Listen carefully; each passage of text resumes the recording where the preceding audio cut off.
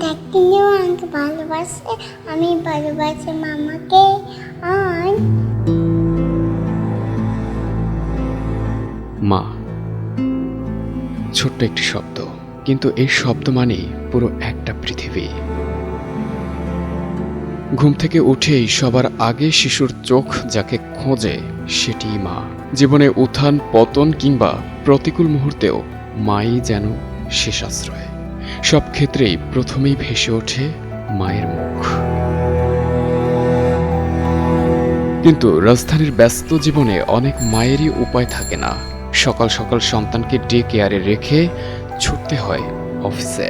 যে শিশুর সকাল থেকে সন্ধ্যায় কাটে মাকে ছাড়া, তার কাছে মা মানে কিরকম অনুভব?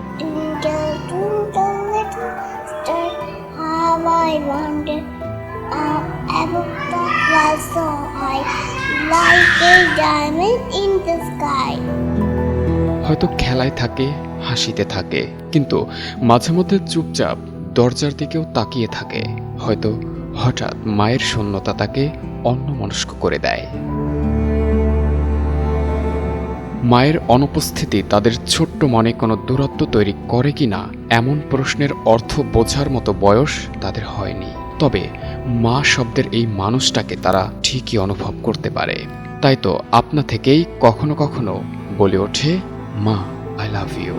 দেখতে নিয়েও আমাকে ভালোবাসে, আমি ভালোবাসি মামাকে। আর শিশুদের পাশাপাশি কয়েকজন কর্মজীবী মায়েদের সাথেও কথা হয় আমাদের।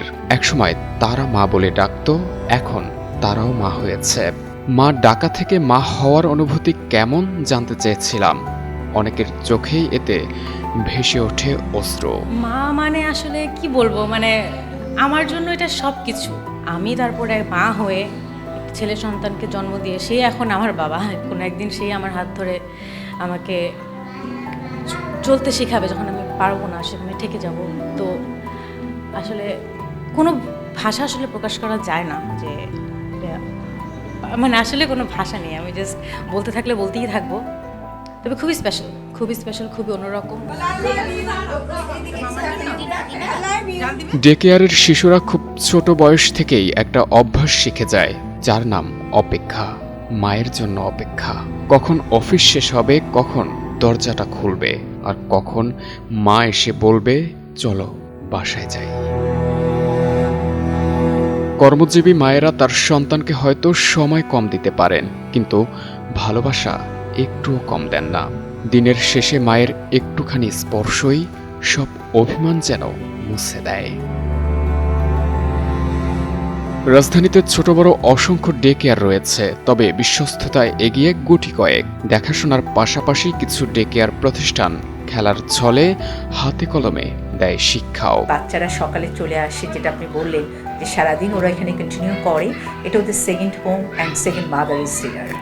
ওরা খুব এনজয় করে এখানে সময় পার করছে আমাদের বিভিন্ন অ্যাক্টিভিটিসের মাধ্যমে। পড়াশোনা যে শুধু চাপের জিনিস তা না, যে পড়তেই হবে আমাকে, ওরকম না।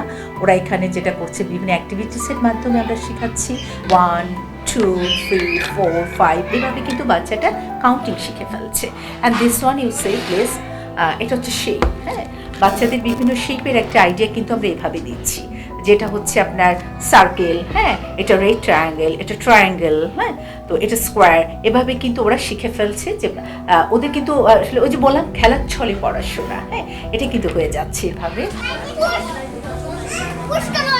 এই শিশুদের অনেকেই হয়তো বড় হয়ে আজকের দিনগুলো মনে রাখবে না, কিন্তু তারা মনে রাখবে দিন শেষে একজন মানুষ সব সময় তাদের নিতে আসতো, আর ওই মানুষটাই হলো মা, যার কাছে ফিরলে আসলেই পৃথিবীটা আবার নিরাপদ মনে হয়।